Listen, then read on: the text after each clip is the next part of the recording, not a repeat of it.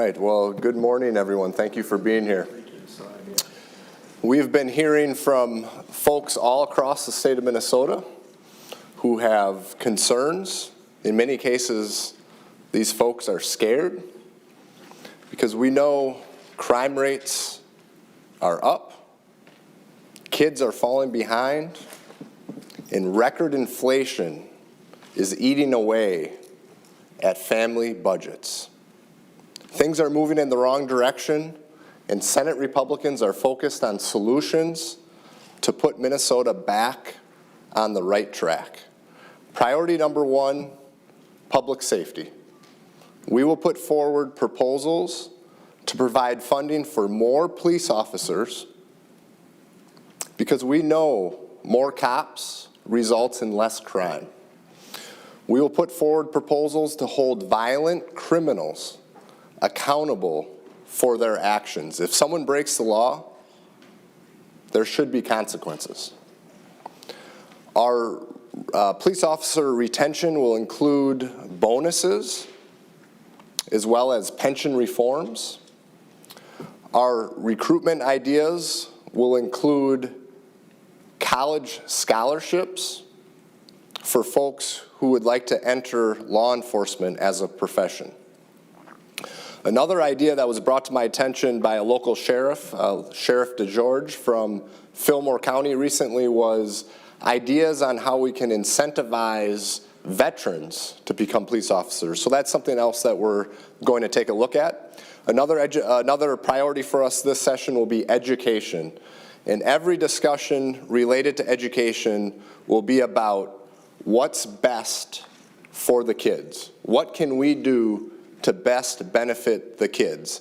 And at a time when students are falling behind, we think it's more important than ever for parents to be involved in their children's education and engaged with educators to ensure that our kids are getting the top quality education that they deserve. And we will put a strong focus on literacy. And Senator Chamberlain will talk about that more here in a little bit. And last, but certainly not least, everybody knows the state has a massive budget surplus, $7.7 billion. And all expectations are that surplus will grow after the February forecast.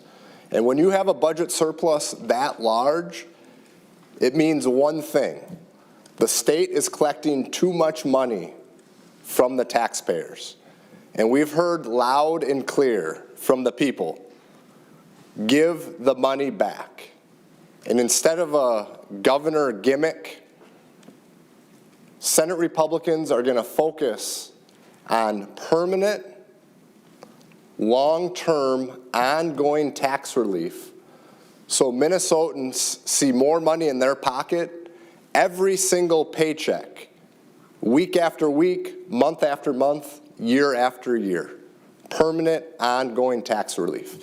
In addition, I think the state of Minnesota is one of maybe 12 or 13 states that still taxes Social Security income. Senate Republicans will make it a priority to repeal the tax on Social Security income. No more taxes on Social Security income. Again, we've been hearing from folks all across the state, and we feel that we're putting forward solutions that will help put Minnesota back on the right track. And at this point, I'm going to turn it over to Senator Limmer to expand on some of our public safety provisions. Thank you. My name is Warren Limmer. I'm the chairman of the Senate Judiciary and Crime Prevention Committee. As many know, record violent crime levels are dominating the headlines as well as communities, mostly in our metropolitan area. We know our law enforcement departments are challenged more than ever before, but sadly, the political leadership in some of our major cities has led to massive reductions in police and law enforcement personnel. To address this crisis, we'll work with law enforcement agencies to create incentives and retention policies to help fill their open positions and restore the peace in our communities. Much of the crime wave has been attributed to progressive policies like reducing or eliminating bail so criminals get released immediately, and county prosecutors who are deliberately ignoring various low-level crimes that only embolden bad actors. We intend to remember the victims first before we make public policy. The highest priority of any government is the safety of its citizens. The actions of a few prosecutors are destroying that mission. There's three general areas that we'll be looking at. One is new crimes and enhanced penalties. We plan on creating a new carjacking crime that focuses on those who would use force or intimidation in taking someone else's car. Auto theft appears to be out of control in the metropolitan area. We'll increase penalties for stealing a car to then use it in the furtherance of committing an additional crime as that car is taken. The third will strengthen our penalties for criminals who flee police in a motor vehicle by providing an enhanced aggravated statute. We'll introduce the crime spree interruption bill, a bill to slow down violent offenders by having our justice system serve sentences consecutively, not concurrently like they do now. The other focus would be on prosecutors, judges, and executive accountability. To get more judges and prosecutors to properly punish violent crimes, we'll implement a hard mandatory minimum sentence for violent crimes, mostly committed with firearms. There are other provisions. Other members want to use any weapon that could be considered a threat during that type of crime. Second one, if probable cause exists, prosecutors must move forward with prosecution and may not pick and choose which crimes to charge or exclude entire classes of criminal statute as some are doing right now. We also have a bill to provide for Senate confirmation for Minnesota Sentence Guidelines Commission members. Right now, a few members, 30%, are appointed by the Judiciary, and the remaining 70% are appointed by the executive branch or the governor. We think that should be changed. We believe that if they're going to start making policy decisions, then the legislature should confirm who those individuals are and whether they serve a narrow political purpose, or are they really looking out for the political purpose of our citizens.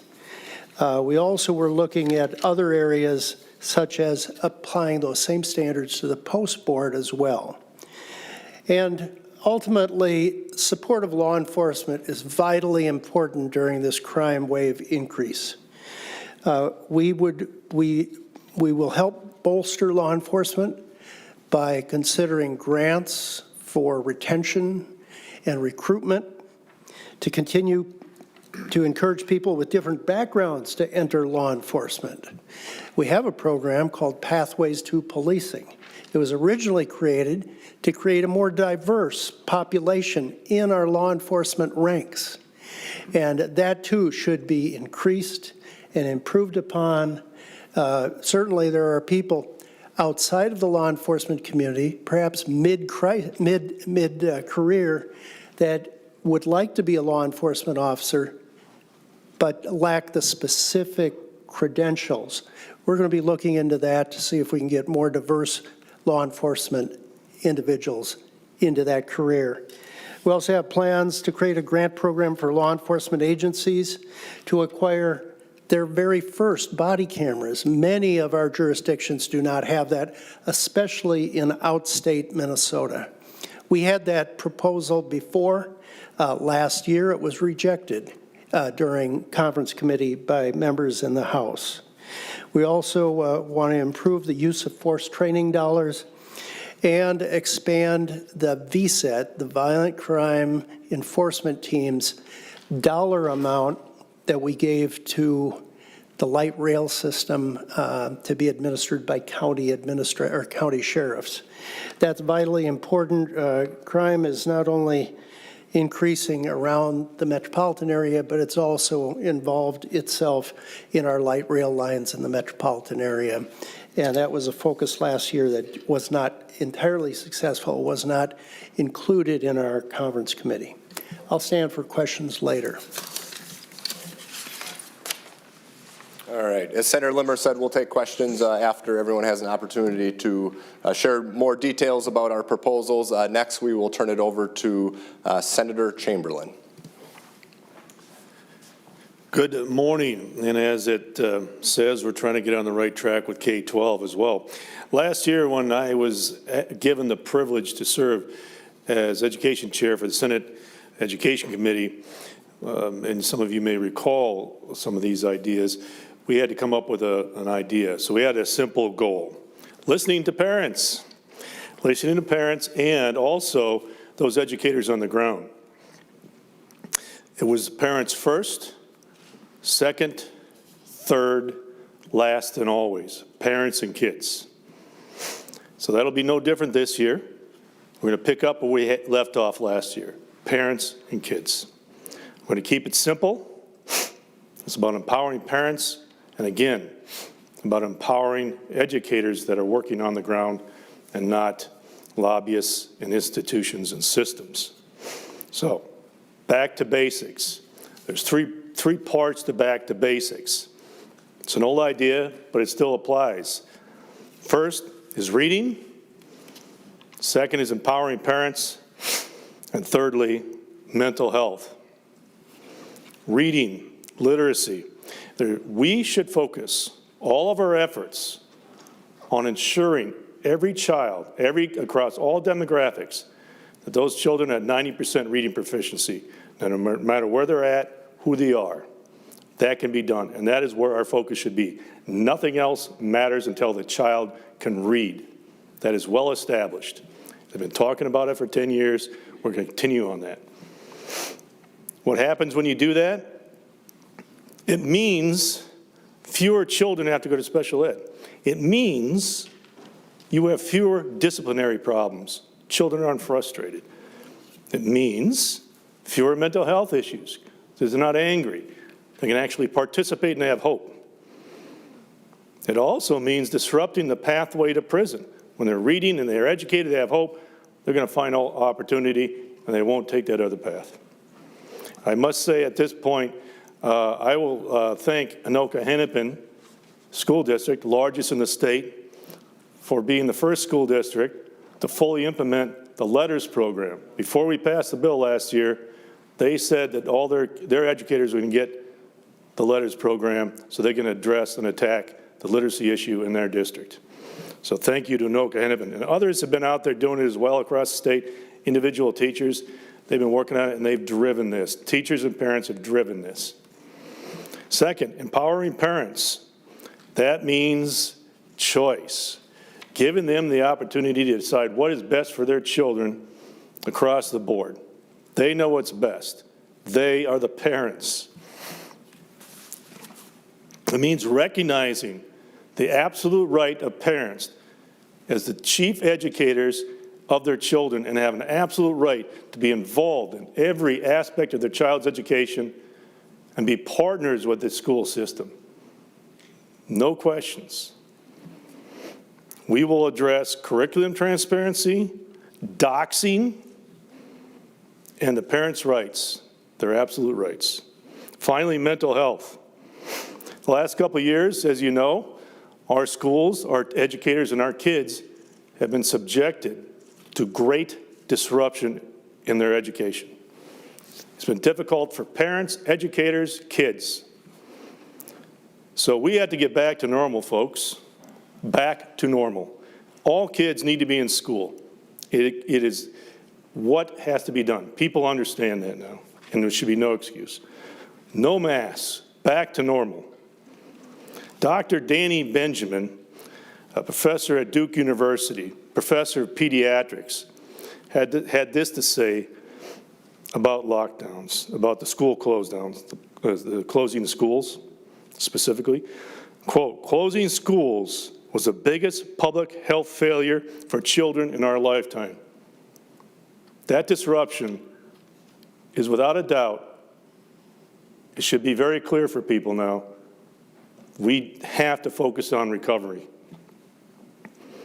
Social media, screen time, it has to be addressed. It is disastrous for our kids and our educators. We will continue our support and efforts to support Live More, Screen Less, and educating educators and parents and kids on the proper and safe use of those devices. And finally, we'll go back to the beginning, reading. If kids are reading and they're learning and they know they have hope, their mental health is obviously going to be better. So, we have a simple back to basics idea. A simple plan of reading, empowering parents, and mental health. And it's a simple message of hope and empowerment. And a simple ask is listening to parents and partnering with us in common sense solutions. So, thank you very much. All right, and next we will turn it over to Senator Coleman. Good morning. My name is Senator Julia Coleman. I'm the Vice Chair of the Taxes Committee, and more importantly, am a mother to 3 little boys under the age of 3, who, like many Minnesota families, is sitting down at the kitchen table and in the face of record inflation and shortages, is trying to figure out how to make our family budget work every time the government opens up our wallets and takes out more money. I've heard the governor and my colleagues across the aisle talk about the $7.7 billion surplus as a good thing, to be praised as a sign of good government, but I couldn't disagree more. Government bank accounts are doing well, but my constituents are paying for it, and their bank accounts are being squeezed. They are telling me that they are struggling with affording everyday life. Their bank accounts aren't facing record surpluses. They are getting hit with rising costs in every part of their lives every single day. They deserve actual relief, not a government spending spree, and they don't want to see a politician use their hard-earned tax dollars to try to buy votes for their own interests. The proposal from the governor, is insulting. It barely covers the monthly costs of diapers in my house. Our priority is permanent, ongoing tax cuts for lower and middle-class Minnesotans, and finally ending the state's punitive tax on senior citizens' fixed Social Security income. We will cut income taxes for low and middle-income workers. They are not a never-ending ATM for a government spending spree. They drive our economy, they paid for the surplus, and they deserve a break. These policies mean a monthly savings in every single paycheck that families will use to afford their lives under the record inflation. The needs of every family may be different, but giving them a break on their taxes puts them in the driver's seats on how to best invest in their family.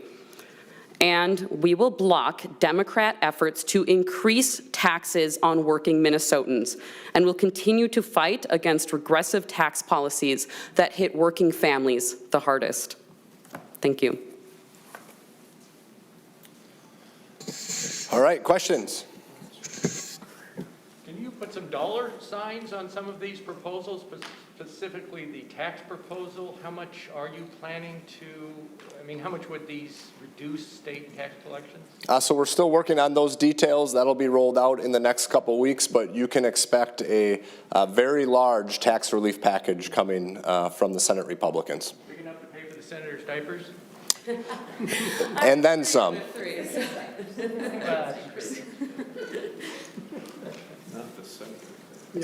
On timing, are there parts of this agenda or package that you're hoping to work with the DFL House and have some deals to get some of this done sooner rather than later? Well, we're hoping. The thing this morning, but things that will take precedence in terms of what you're pushing on early in the session versus throughout and towards the end.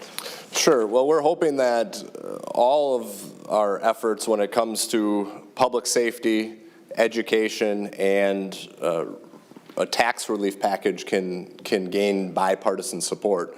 Again, we're hearing from folks all across the state of Minnesota. We're hearing them loud and clear. These are the priorities. They're concerned about the direction the state's headed, and we feel like these are the solutions to get us back on the right track.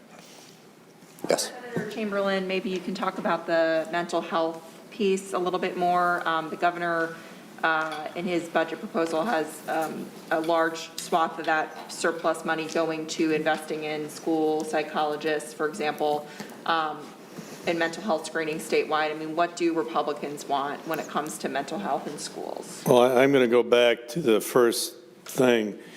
Unless and until we're at 90% proficiency and this reading issue is addressed, we shouldn't be throwing money at new programs and trying to expand existing programs and burdening educators and the system until these kids are caught up and we're at that 90% proficiency for all children in all demographics. Mental health specifically, get them back in school, stop messing around with their education. Kids need the stability and the structure of the schools. It is beyond, it is science. It is concluded. It is done. They need to be in school. They need normal structure. They need their friends. They need the schools. And they need to be out of masks. There is no reason they need to be in masks. There's no reason for all these other draconian steps. Senator, on the masks, are you planning on Well, introducing? I got one more piece sorry. here. Okay, sorry. So getting them back in school, back to normal, dealing with the social media issue, and getting the reading thing is going to go a long way to addressing the problems we know are there and we can address. But the schools don't need any added supports to provide for kids whose mental health is deteriorated? We have been doing what we can to do that, but it is clear that in my conversation with people, it's going to be a hard time finding enough support system. When I talk to the professionals out there, when I sit around the table with them, there's not enough certified, licensed, qualified mental health professionals to be in every school or every district. But we can build out around that, and we have supported that in the past. Let me jump in. Yeah, go ahead. So to that piece too, so this will be my 12th year in the Senate, and every budget cycle that I've been here, we've increased funding for education. So we're seeing increases in funding, so education funding going like this, but yet the results, the test scores are coming down like this. And a lot of the mental health issues are, as Senator Chamberlain mentioned, short term, we need to get the kids back in the classroom on a regular basis. But we also need to give every child the opportunity to be successful in the classroom. And the way we do that starts with reading. Kids need to be proficient in reading. It's difficult to be successful in other subject areas, math, science, history, you name it, if kids are not proficient in reading. And a lot of the mental health issues that kids are having, in addition to what Senator Chamberlain said, is because they're not finding that success. They're having a hard time in the classroom. So let's make sure we bring the level of reading up for all kids. Every single kid in the classroom should have the opportunity to be successful. And the best way to do that is with reading proficiency. I just had a follow-up for Senator Chamberlain. When you said no masks, are you thinking about introducing actual legislation to like ban mask mandates as some other states have, or you just think it should? Okay. No. We're focused on, as Senator Miller just said, the spending, the test scores. We're focused all our effort on supporting educators and parents and getting them to read. Senator, Democrats have talked about, improving officer retention as well. Are there certain pieces of your public safety proposal where you see bipartisan support? Could you repeat that? I didn't hear you Sure. entirely. Democrats have also talked about improving officer retention. I was curious if there's certain pieces where you see bipartisan support within your public. I haven't looked very closely at the DFL proposal. I'm focused on ours, of course, and if there's similarity, there's similarity, but nevertheless, we'll be proceeding on helping law enforcement recruit and retain their officers. Good. So we're at a point right now where violent crime is out of control in our state.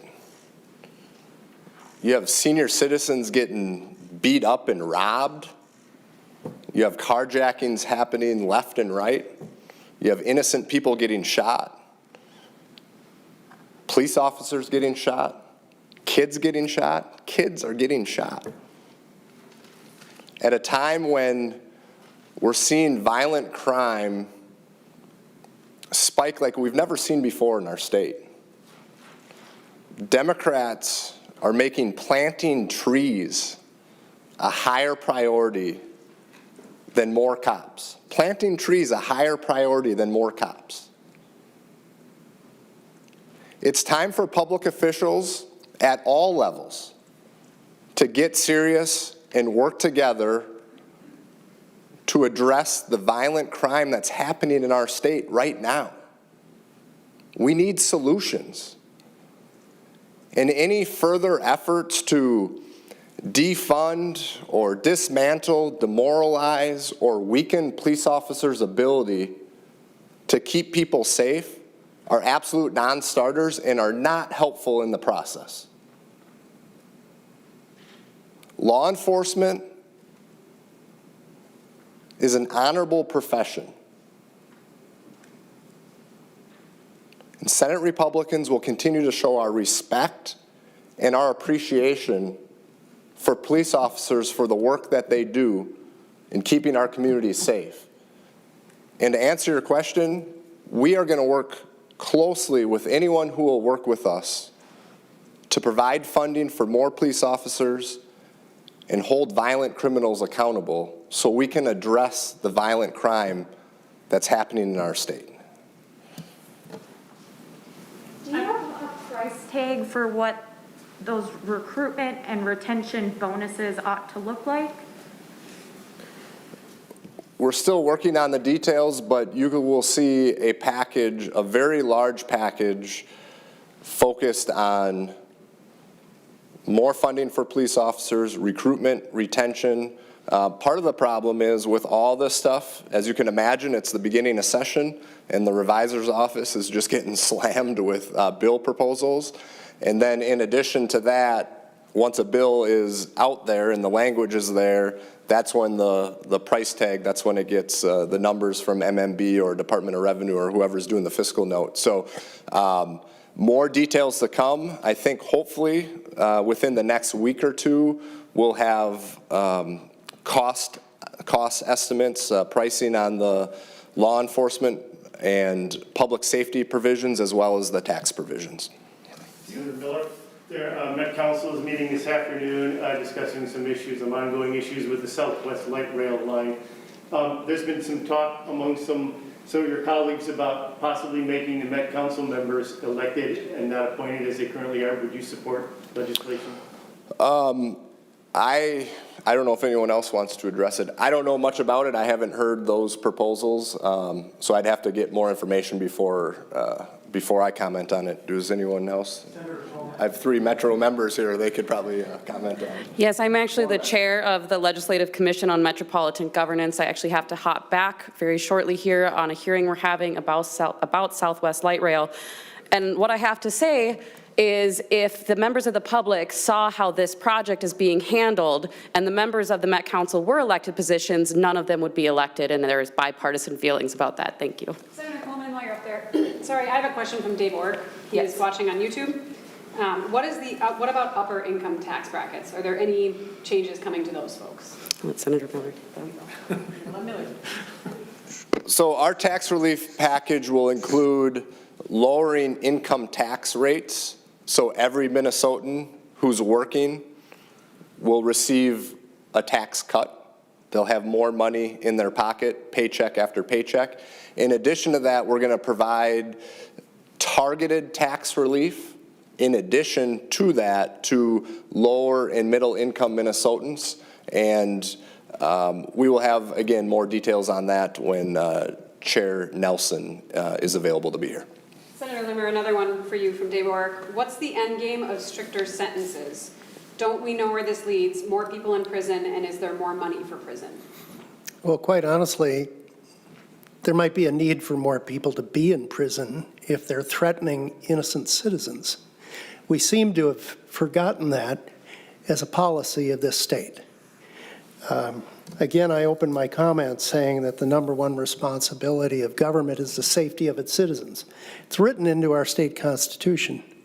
But nevertheless, there are prosecutors that are ignoring not only singular charges against a defendant, they're ignoring entire chapter and verse of our state statutes. That's an entirely different practice. When it comes to budgets, right now, close to 1/4 of 20%, I think, of our prison beds are remaining empty right now.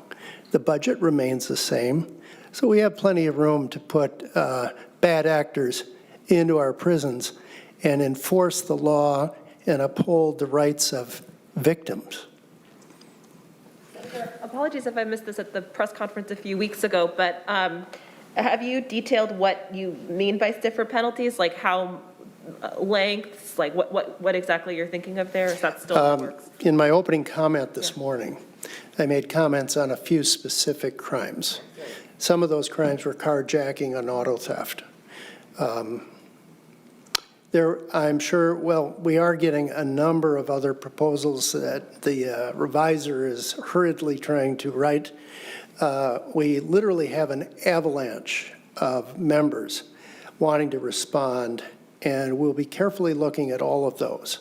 Of course, there's budget ramifications on every one. We'll be paying attention to that as well. So it's an unfinished product right now. So no like X years to X years details yet, just crimes you'll be targeting so far.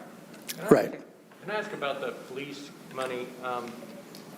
Did you say that you might actually send grants out to pay for the salaries of police officers, meaning send grants for the state to pay for increased force, or is it more to send grants out to do recruitment, retention, bonuses, things like that? Meaning, because the feds used to do that. They would send money out for 5-year salaries for X number of cops. So we're talking about retention bonuses for police officers as well as pension reforms. That would be for current police officers. And then as far as the recruitment side goes, we're talking about scholarships for high school students or others who would like to enter law enforcement as a profession. Another idea that was brought forward by some law enforcement professionals was sort of a marketing campaign because so much has been done with the defund the police movement and the dismantle the police movement to put sort of a negative spotlight on police officers that they're having trouble recruiting new folks to enter the profession. Not to mention how much disrespect police officers are treated, the disrespect they're treated with in certain areas. And in some cases, we have police officers who are on duty who are getting spit at, yelled at, sworn at, name called. So the idea behind this was to put together a marketing effort to encourage folks to enter law enforcement as a profession, and we've been told that it's been done in other states, and it's actually been very successful to bring back that positive spotlight on law enforcement and really the spotlight that law enforcement deserves for the work that they do in helping keep people safe. And that's why I said earlier, it's a big part of what we can do as public officials, as policymakers, is show our respect and appreciation for law enforcement, and Senate Republicans are certainly committed to continuing to do that. Senator Coleman, you had this harrowing account on Facebook about nearly being rear-ended with your kids in the car. Can you tell us what kind of response you've had? Did law enforcement circle back on you? Absolutely. As background, my children and my husband and I were in a car heading towards St. Paul when we found ourselves in the middle of a high-speed chase. And law enforcement eventually apprehended the people in the car, but it almost rammed into the back of my minivan carrying my 3 little boys. And I shared that story. And the law enforcement response has been, this isn't a rare occasion. This isn't a rare instance. This is becoming more and more prevalent, and it's spreading out to the suburbs. And this is something that we will be looking at this session, myself personally as well. Thanks. I didn't hear anything about childcare. I wonder if you guys have a thought about that. I know it's becoming increasingly more expensive for Minnesotans to be able to afford that care and go to work. Is there something that you can, work with Democrats on that issue? One of the biggest issues facing childcare is a shortage of childcare providers, and part of the reason, the main part of that reason is the regulatory burdens that in-home childcare providers have as a result of government mandates. And I just know locally, in the communities that I represent, we've seen many in-home child care providers just simply close because they didn't want to deal with the regulatory burden.